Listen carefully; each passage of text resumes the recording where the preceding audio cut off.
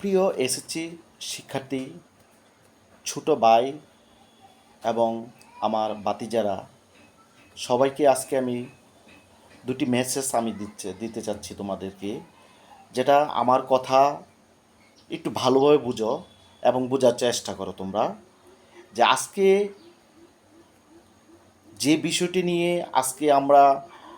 আমি গতকাল প্রায় 4টা পর্যন্ত আমি বিভিন্ন নিউজ মিডিয়াতে দেখেছি যে ঢাকা সহ সারা বাংলাদেশে যে এসএসসি শিক্ষার্থীরা তোমরা আন্দোলন করছো কী জন্য?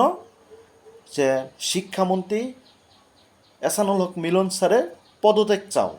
মানে তোমরা বলতেছো শিক্ষামন্ত্রী ভালো না, মানে বিভিন্ন জনে বিভিন্নভাবে বিভিন্ন অঙ্গভঙ্গিতে তোমরা শিক্ষামন্ত্রী ভালো না, শিক্ষামন্ত্রী এই করছে সেই করছে, তোমরা শিক্ষামন্ত্রীকে নিয়ে বিভিন্ন ধরনের বিরূপ মন্তব্য করছো।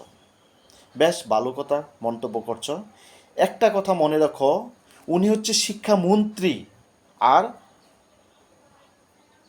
আমরা হচ্ছে কি, যে আমরা ওনাকে মন্ত্রী বানিয়েছি, আমরা ওনাকে আমরা গণতান্ত্রিকভাবে ওনাকে ভোট দিয়ে আমরা ওনাকে মন্ত্রী বানিয়েছি। উনি হচ্ছে শিক্ষামন্ত্রী, উনি শিক্ষার বিষয়টা দেখার জন্য উনি দায়িত্ব নিয়েছেন।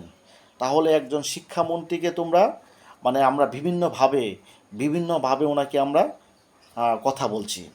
দেখো তোমরা একটু একটু চিন্তা করে দেখো যে একজন সম্মানী ব্যক্তিকে এইভাবে কথা বলা এটা কি কতটুকু যুক্তিসঙ্গত? আমি তোমাদের কাছে প্রশ্ন রাখলাম যে একজন শিক্ষামন্ত্রী যেই হোক, যে দলের হোক, সে একজন মন্ত্রী, শিক্ষামন্ত্রী, সে তো কোনো একটা, এটা হচ্ছে তোমাদের এক শ্রেণী। তোমরা যারা এসএসসি পরীক্ষা দিচ্ছ, আজকে তোমরা এ করতেছো, কালকে যারা এসএসসি পরীক্ষা দিবে তারাও একদম আন্দোলন করবে যে এই অমুক ভালো না। মনে করলাম মিলন স্যার আজকে আসলো, মিলন স্যার পদত্যাগ করলো, মিলন স্যার আইসা বলল যে মিলন স্যার আমি সরে গেলাম। হ্যাঁ, আরেকজন আসবে, তখন ওনাকেও আরেকজনে বলবো যে উনি ভালো না। তাহলে কে দায়িত্বটা পালন করবে? একটু আমি জানতে চাই তোমাদের কাছে। আর সেকেন্ড, আমার মনে হচ্ছে যে তোমরা যে বিষয়টা নিয়ে তোমরা বিভিন্ন আন্দোলন করতেছ, হাজার হাজার লক্ষ লক্ষ মানুষ ভোগান্তির শিকার। গতকাল আমি 2 ঘন্টা জ্যামে আটকে ছিলাম। তো একটি যদি এই অবস্থা হয় রাস্তাঘাট সমস্ত, তোমরা সারা বাংলাদেশে মেইন পয়েন্টে তোমরা কিছু কিছু সংখ্যক শিক্ষার্থী তোমরা আন্দোলন করছো। আচ্ছা তোমরা বলো তো, তোমাদের এই যে আন্দোলনে যারা যারা শরিক হচ্ছে এবং তারা ম্যাক্সিমাম যারা পরীক্ষা দিচ্ছে, তারা কিন্তু সবাই আন্দোলনে যোগ হচ্ছে না। আমার দেখা দৃষ্টিতে তারা যারা অল্প সংখ্যক লোক এখানে তোমাদের সাথে যোগ হচ্ছে। আচ্ছা, ভালো কথা, আন্দোলন করছো তোমরা। একজন শিক্ষামন্ত্রীকে তোমরা কি শিক্ষামন্ত্রী, তোমাদের একটা প্রশ্ন, 2টা প্রশ্ন ফিজিক্সের প্রশ্ন ভুল হয়েছে। পরীক্ষা নামিত হবে কি? পরীক্ষা কি সহজ হবে? যে পরীক্ষা মানে কি সহজ হবে? যে পরীক্ষা আমাদের সব কমন থাকবে, সব লিখে দিয়ে আসবা, তুমি 100 পাবা, তুমি প্লাস পাবা। আমি প্লাস পেলাম, আমি ভালো ছাত্র। তুমি এটা কি সমাজে কি সার্টিফিকেট অর্জন করে বোঝাতে চাচ্ছ যেহেতু তুমি প্লাস পাইছো, তুমি ভালো ছাত্র? আমার দেখা মতে আমার অনেক স্টুডেন্ট আমি দেখছি যারা প্লাস পাইছে, হ্যাঁ, যারা প্লাস পাইছে ওরা কিছুই এখনও করতে পারতেছে না। আবার যারা দেখা যাচ্ছে যারা প্লাস পায়নি, যারা পরিশ্রমী ছিল এবং যারা মনোযোগ সহকারে যারা যাদের শিক্ষাটা অর্জন করার জন্য ইচ্ছা শক্তি ছিল, তারা ভালো কিছু করতেছে। তাহলে তোমরা কি মনে করছো যে আজকে শিক্ষামন্ত্রী, হ্যাঁ, তোমরা পদত্যাগ চাচ্ছ? তোমরা এখানে আবার কেউ কেউ বলছে আমরা সরকারকে পদত্যাগ চাই, সরকারকে চাই না। আরে এটি কী ধরনের কথা যে তোমরা সরকারের পদত্যাগ চাও? হ্যাঁ, যে চাও না, এটা কি এইভাবে কি একটি দেশ, একটি জাতি চলতে পারে? লক্ষ লক্ষ মানুষ, লক্ষ লক্ষ মানুষ ভোগান্তির শিকার হচ্ছে তোমাদের এই অযৌক্তিক দাবির কারণে। কারণ আমি কেন অযৌক্তিক বলবো, এখানে তোমরা যারা আন্দোলন করতেছো এবং অংশগ্রহণ করতেছো, আমার মনে হয় তোমরা ভুল পথে পড়ছ। তোমরা নিজেকে প্রশ্ন করো, কত ঘন্টা প্রতিদিন লেখাপড়া টেবিলে বসো, কত ঘন্টা তুমি পড়াশোনা করছো এবং কত ঘন্টা তুমি করতেছো। আমরা দেখেছি 96 এবং 98 সালে যখন পরীক্ষা হয়, তখন আমরা নিজ চোখে দেখেছি 98 সালে আমরা পরীক্ষা দেখতে গেছি, গিয়ে দেখছি নকল নকল হচ্ছে। আর 2001 থেকে 2005 সালে আমরা দেখেছি এই মিলন স্যার নকল কিভাবে নকল মুক্ত করেছে। এবং যারা 2005 থেকে 2010 সাল পর্যন্ত 6 পর্যন্ত পরীক্ষা দিচ্ছে, তোমরা দেখেছো যে নকল যারা পড়াশোনা করেছে পড়াশোনা করেই তারা পাশ করেছে। এবং তারা প্রত্যেকে রেজাল্ট ডাজেন্ট ম্যাটার, আমাকে A+ পেতে হবে এটা বড় বিষয় নয়। তুমি কি অর্জন করতে পেরেছ, তুমি কি শিখতে পেরেছ, সেটাই হচ্ছে তোমার দেখার বিষয়। তোমাকে তোমার কি অর্জন ছিল, তোমার কি শিক্ষণীয় ছিল, তুমি সার্টিফিকেট অর্জন করেছো, প্লাস পেয়েছো, আরেকজন প্লাস পায়নি, তুমি কি SSC পাস করছো, ইন্টার পাস করছো, তোমাকে অনার্সে ভর্তি হতে হবে, তারপর কিন্তু তোমার একাডেমিক শিক্ষা শেষ। তারপর তোমার শুরু হবে কি, তোমার বাস্তব জীবনের যে শিক্ষা সেটা তোমার শুরু হবে। তাই বলবো যে এই শিক্ষা, তোমাদের ফিজিক্স প্রশ্ন দুইটা ভুল হয়েছে, হ্যাঁ ভুল হতেই পারে, তাহলে ওটা আবার শিক্ষামন্ত্রী বলছে তোমাদেরকে যে তোমাদেরকে যে দুইটা প্রশ্ন ভুল হয়েছে সে দুইটা প্রশ্নতে তোমাদের মার্ক দিয়ে দিবে। হ্যাঁ, তাহলে দেখো এই ফেসিলিটি কিন্তু আমরা কখনো পাইনি যে ভুল হয়েছে, ভুলের কারণে আমরা এটা কোনো সরকারের আমলে আমরা পাইনি। তোমরা কিন্তু আজকে পেয়েছ, তো এটা তোমরা কিন্তু বিগত সরকারে আমরা অটো পাসও দেখেছি যে কেউ কেউ অটো পাস করেও তোমরা পেয়েছ, অনেকেই ভালো ভালো রেজাল্ট করেছ, অনেকেই ভালো ভালো কথা। কিন্তু তোমরা এই যে অযৌক্তিক দাবি করে রাস্তাঘাটে যে পরিমাণ মানুষের ভোগান্তি সৃষ্টি করছো, তোমরা মনে করছো যে আমরা আবার জুলাই ডাক দিব, আমরা আবার সরকার পতন করব। আরে একটি সরকার দেশ থেকে চলে গেছে 2 বছর, আরেকটি সরকার গঠন করছে, এই সরকারকে পতন করবা, তাও দেশটা কে চালাবে সেটা বলো, দেশটা চালাবে কে? এই দেশটা কে চালাবে? দেশের মানুষ শান্তি চায়, নিরাপত্তা চায়, দেশের মানুষ নির্বিঘ্নে বসবাস করতে চায়। এখানে কারো রাজনৈতিক পাটা হয়ে কেউ বলিদান হতে চায় না। আমরা চাই শান্তি শৃঙ্খলা। আমার আমরা চাই যে বাংলাদেশটা একটা সুন্দর একটি বাংলাদেশ গঠিত হবে।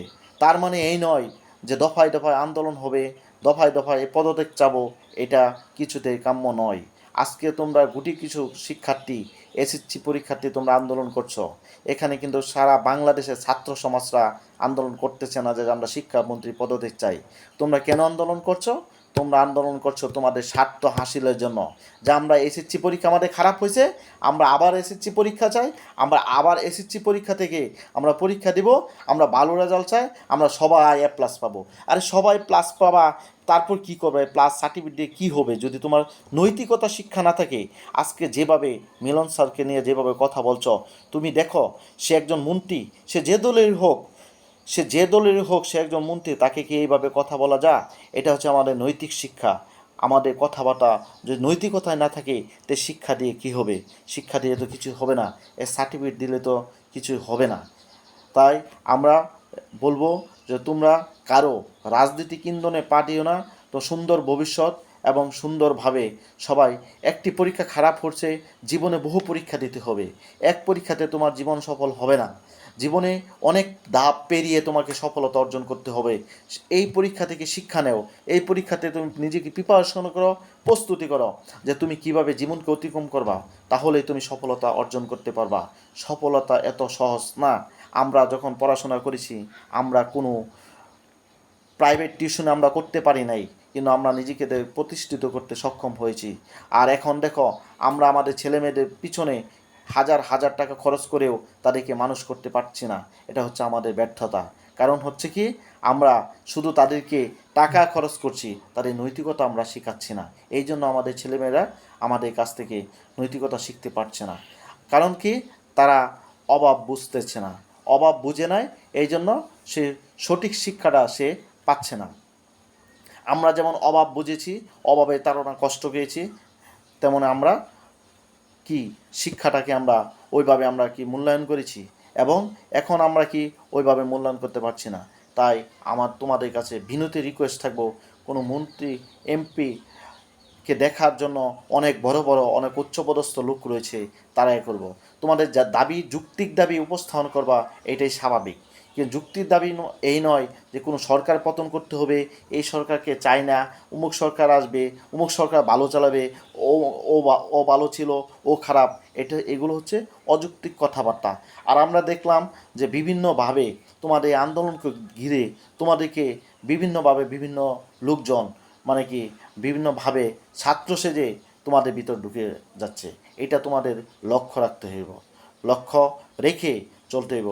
তা তোমাদের কাছে আমাদের বিনীত প্রার্থনা, আমাদের মিলন স্যার অত্যন্ত একজন মেধাবী, চৌখস, এবং মিলন স্যার একজন দক্ষ শিক্ষামন্ত্রী। এমন শিক্ষামন্ত্রী আমাদের সৌভাগ্য যে আমরা ওনার মতো একটা শিক্ষামন্ত্রী আমরা পেয়েছি, এবং আমরা চাই আমাদের দেশটা উন্নয়ন হোক। আমরা চাই আমাদের একটি উন্নত জাতি গঠনে শিক্ষার যে মান সেটা বজায় থাকুক। সেই বজায় থাকার জন্য সকলে আমরা স্যারকে সহযোগিতা করি। তোমাদের যে ভুল ধারণা শুধরে যাবে আমার বিশ্বাস। তোমরা অপেক্ষা করো, যখন তোমরা ভালো কিছু পাবা, যখন তোমরা ভালোভাবে পরীক্ষা দেওয়া এই প্রত্যাশা আমরা করি, এবং পরীক্ষার পর যখন ভালো ফল প্রকাশিত হবে এবং যা ভালো একটা ফল পাবা, তোমাদের অনেক সবাই তো পরীক্ষা পাশ করতে পারবে না, এটাই স্বাভাবিক। সবাই পরীক্ষায় পাশ করবেও না, এটাই স্বাভাবিক। সবাই গোল্ডেন পাবে না, এটাই স্বাভাবিক। এর নামই পরীক্ষা। যদি সবাই পরীক্ষা পাশ করতো এবং সবাই গোল্ডেন পাইতো, সবাই প্লাস পাইতো, তাহলে তো এর পরীক্ষার কোনো মূল্যায়ন থাকতো না। দিন না থাকতে যেমন দিন রাতের মূল্য হতো না, তেমনি রাত না থাকলে দিনের তেমন মূল্যায়ন হতো না। তাই তোমরা যে যেমন পরিশ্রম করবা সেরকম ফল পাবা। দেখো আমাদের অনেক উচ্চপদস্থ কর্মকর্তা যারা আছে, তাদের দেখা যাচ্ছে যে তাদের একাডেমিক ব্যাকগ্রাউন্ড যদিও তাদের যদিও তাদের পরীক্ষা খাতা নাম্বার কম পেয়েছে, কিন্তু তারা বিভিন্নভাবে তাদের কর্মদক্ষতা অনেক ভালো, তাদের মর্যাদা অনেক ভালো। তার পরীক্ষার খাতা দিয়ে মূল্যায়ন করা যাবে না, পরীক্ষার খাতা দিয়ে জীবনকে গোছানো যাবে না। জীবনকে গোছাতে হলে নৈতিকতা, মূল্যবোধ এবং পরিশ্রমী হতে হবে। পরিশ্রম ছাড়া জীবনকে কখনো গোছানো সম্ভব হবে না। তাই আবার বলছি, তোমরা আমাদের এই শিক্ষামন্ত্রী এহসানুল হক মিলন স্যার অত্যন্ত মেধাবী এবং দক্ষ এবং চৌখস। তোমরা নিজে জাস্টিফাই করো, অপেক্ষা করো এবং স্যারকে সহযোগিতা করো। তোমরা ভালোভাবে থাকো, আমরা তোমাদের পাশে আছি। আমরা তোমাদের মঙ্গল সবসময় আমরা চাই, এবং সে মঙ্গলার্থে তোমরা যারা আমাদের ছোট ছোট ভাই ভাতিজা আজকে রাস্তায় যাচ্ছ, অনেকে না বুঝে যাচ্ছ, অনেকে বুঝে যাচ্ছ। তাই বলবো, রাস্তা যাতে মানুষের ভোগান্তি শিকার না হয় সেই বিষয়টা তোমরা লক্ষ্য রাখো, মানুষ যাতে কোনো ধরনের ভোগান্তি শিকার না হয়। আজকে এটা হচ্ছে তোমাদের এক শ্রেণীর দাবি, এক শ্রেণীর দাবি। এখানে ছাত্রছাত্রী বলতে লক্ষ লক্ষ ছাত্রছাত্রী রয়েছে, এখানে ছাত্রছাত্রী এসএসসি রয়েছে, অনার্স রয়েছে, মাস্টার্সের ছাত্রছাত্রী রয়েছে। তাদের কিন্তু দাবি না যে শিক্ষামন্ত্রী পদত্যাগ করতে হবে। দাবি হচ্ছে তোমাদের, তোমরা বলতেছ যে তোমাদের পরীক্ষা কঠিন, বিভিন্ন তোমার 8 দফা দাবি দিচ্ছ, 4 দফা দাবি দিচ্ছ, 3 দফা দাবি দিচ্ছ। আসলে মূল্যায়ন করো তুমি কতটুকু নিজেকে প্রিপারেশন নিয়েছ পরীক্ষার জন্য। তোমার যে প্রিপারেশন, সে প্রিপারেশন মোতাবেক তুমি কাঙ্ক্ষিত ফল পেয়েছো কি না, নাকি অন্যের কথায় কান দিয়ে তুমি গুজব নেমে পড়েছ, সেই বিষয়টি লক্ষ্য রাখো।